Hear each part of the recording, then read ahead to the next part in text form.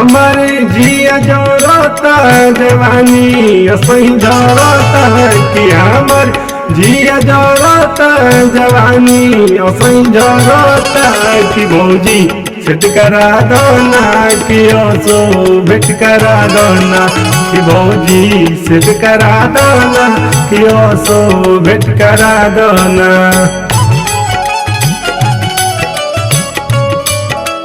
Music by रतन शर्मा।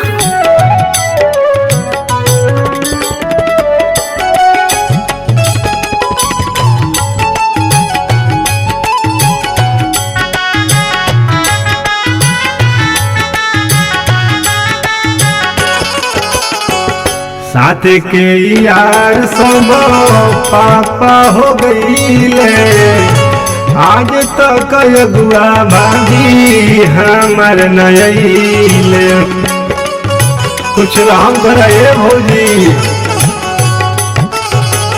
साथ के यार सब पापा हो गईले आज तक अगुआ भाभी हमार नयले कि हमार परमानेंट करा दोना कि असो भेट करा दोना कि भौजी सेट करा दोना कि असो भेट करा दोना। माँ दुर्गा रिकॉर्डिंग स्टूडियो विक्रमगंज।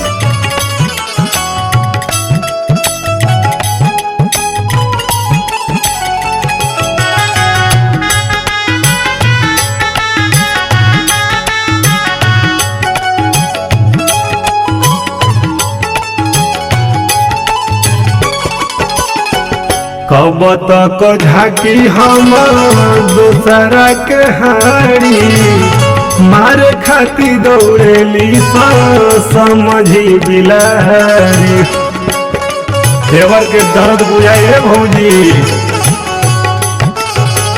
कब तक झाकी हम दूसरा के हारी मारे खाती दौड़ेली समझी बिलारी कि हमरो के हंसे बिंद बना दोना कि असो भेट करा दोना कि भौजी सेट करा दोना कि असो भेट करा दोना।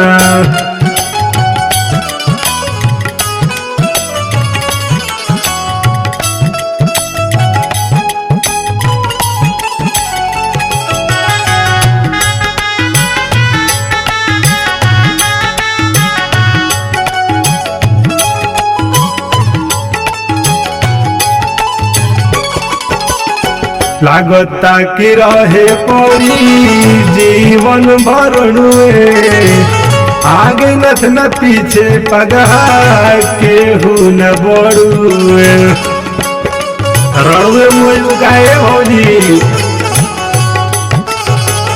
लागता कि रहे पड़ी जीवन भरनुए आगे नथ न पीछे पगहा केहू न बड़ुए अपनों से बेस्ट करा दोना कि असो भेट करा दोना कि भौजी सेट करा दोना कि असो भेट करा दोना।